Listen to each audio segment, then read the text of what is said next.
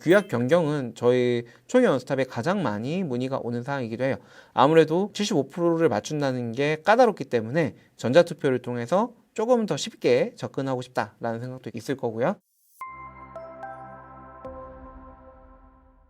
안녕하십니까, 총연스탑 박기용 이사입니다. 이번 편에서는요, 과일단 집회를 통해서 어떤 사항들을 결정해야 되는지 그 법률을 통해서 알아보고요, 실무에 있어서는 어떤 식으로 활용이 되는지 한번 알아보도록 하겠습니다. 구성은 법률 규정 및 결정 사항들이고요. 일단 법률에 나와 있는 사항들을 모두 정리를 해봤어요. 법률에서는 이제 집합 건물의 관리단 집회에서 최초 관리단 집회를 가장 먼저 명시를 하고 있고요. 제9조의 3을 보면은 매수인의 2분의 1 이상이 이전 등기를 한 때에는 3개월 이내에 관리단 집회를 소집할 것을 명시해야 된다라고 나와 있거든요. 그래서 여기에 어떤 사항이냐?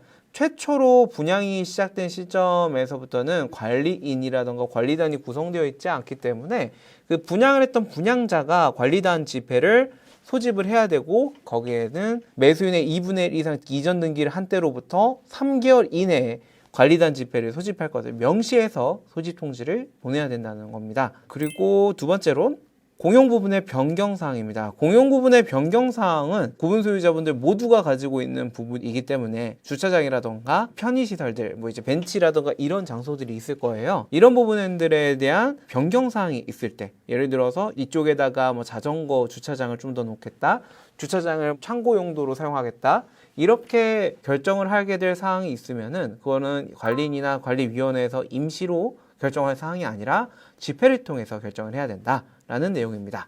그리고 세 번째로 관리인의 선임입니다. 여러분들이 이제 가장 큰 관건으로 나오게 될 건데요. 이제 아무래도 집합 건물을 관리하시는 관리인이 어떻게 건물을 관리하느냐에 따라서 건물이 이제 어떤 식으로 운영이 되는지가 달라지기 때문에 관리인 선임이 관리단 집회에서 가장 중요한 업무 중에 하나가 될 것 같습니다. 다음 시간에 관리인이 어떤 일을 하고 있는지, 어떤 결정사항을 갖고 있는지에 대해서 한번 자세히 알아보도록 하고요. 이번 시간에는 이제 관리단 집회 의결사항을 집중적으로 알아보도록 하겠습니다. 네 번째는 제26조의 4.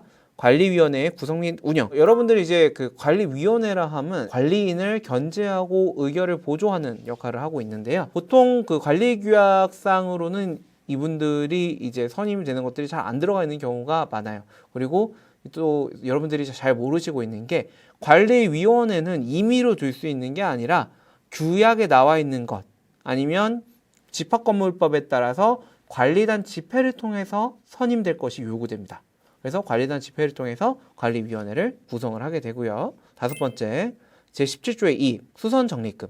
아무래도 건물을 이제 오래 사용하시다 보니까 건물을 보수하거나 수리할 필요성이 있잖아요. 이때를 대비해서 수선 적립금이라는 것을 징수하여서 적립합니다. 이거는 모든 구분 소유자들한테 똑같이 징수를 하게 되겠죠. 근데 이 수선 적립금을 임의로 거둘 수 있는 게 아니라 규약에 정하는 바가 있어야 되는데 없는 경우도 분명히 있죠. 없는 경우에는 관리단 집회를 통해서 누가 어떻게 거둘지를 정하여서 의결사항을 전달하셔야 됩니다. 그래야만 수선 적립금까지 징수를 해서 만약의 사태를 대비한 비용으로 사용할 수 있겠죠. 그리고 여섯 번째, 제29조 규약의 설정 변경 폐지. 이게 이제 여러분들이 이제 맞닥뜨렸을 때 가장 큰 문제가 될 것 같은데요. 아무래도 이제 관리 규약이 옛날 관리 규약을 쓰는 경우가 되게 많다 보니까 자신들 환경이나 상황에 굉장히 안 맞는 경우가 많아요. 그래서 이거를 변경을 하고 싶은데, 관리 규약의 변경은 집합건물법에 의해서 관리단 집회 4분의 3의 의결권을 받아야만 수정을 할 수가 있습니다. 그래서 이 75%를 맞추기가 굉장히 까다로워요. 그래서 사람들이 다 이 건물에 대한 관심이 없는 분들도 많을 테고, 외지에 있어서 사람들을 설득하거나 그러기가 힘든 경우도 있고, 옛날 전화번호를 그대로 저장해놔서 전화 연락이 안 되는 경우도 있고요. 그래서 75%를 맞추는다는 게 굉장히 어려운 사항이라, 여러분들이 집합 건물을 구매하셔서 관리하실 때 있어서 가장 어려운 사항 중에 하나가 아닐까라는 생각이 듭니다. 규약 변경은 저희 총연스탑에 가장 많이 문의가 오는 사항이기도 해요. 아무래도 75%를 맞춘다는 게 까다롭기 때문에 전자투표를 통해서 조금 더 쉽게 접근하고 싶다라는 생각도 있을 거고요. 아무래도 전자투표를 통해서는 사람들이 투표를 하기가 굉장히 수월하거든요. 외지에 있다고 해도 터치 몇 번으로 투표가 되기 때문에. 그래서 아무래도 이제 관리규약 설정, 관리규약 변경 할 때는 조금 전자투표의 힘을 빌리는 게 조금 더 도움이 되지 않을까 싶습니다. 그리고 마지막으로 집회의 권한입니다. 관리단의 사무는 이 법 또는 규약으로 관리인에게 위임한 사항 외에는 관리단 집회의 결의에 따라 수행한다.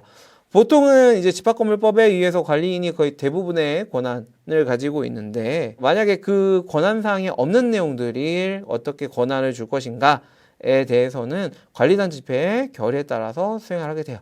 근데 거의 대부분 31조에 관한 결의는 많이 없을 거예요. 특수한 상황, 뭐 채권에 대한 동의서를 받는다던가 뭐 특수한 상황이 아니시라면은 31조는 많이 경험해보기는 어려울 겁니다. 그래서 집합건물 소유 및 관리에 관한 법률에서는 개별 사항마다 결정 비율이 조금씩 다릅니다. 그래서 어떤 사항 안건이냐에 따라서 그 비율을 잘 보시고 어떻게 진행해야 될지를 결정하는 게 중요하고요. 이제 기본적 권리, 소유권에 대한 사항이죠. 소유권이나 이제 공용 부분에 대한 사항의 변경에 대한 것들은 중대한 사항으로 봐요. 그래서 중대한 사항은 이 사항들에 대한 변경은 관리단 집회에 있어서 투표를 받아야 되는 비율이 높습니다. 그리고 여기서 이제 여러분들이 맞닥뜨렸을 때 가장 많이 접하게 되실 것은 이제 관리인 선임이죠.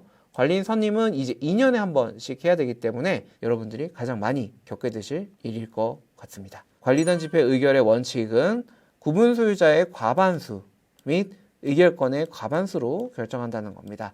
그래서 특별하게 규약이나 집합건물법에 규정이 없다면은 여러분들의 과반수와 의결권의 과반수로서 결정이 되게 될 겁니다. 일단 관리단 집회에서 어떤 사항들을 의결해야 되는지 오늘 한번 알아봤고요. 이 외에도 아마 관리단 집회를 통해서 뭐 여러 가지 일들을 하고 싶은 게 있을 거예요. 예를 들면 건물의 재건축이라던가 이제 하자 보수에 대한 비용 책정이라던가 뭐 이런 사항들을 관리단 집회를 통해서 많이 진행들 하실 건데요. 나중에 추가적으로 혹시 이런 사항들을 전자투표로 가능한지 아니면 이런 사항이 관리단 집회 의결 사항인지 궁금하시면은 총연 스탑으로 문의 주시면 친절하게 응대해 드리겠습니다.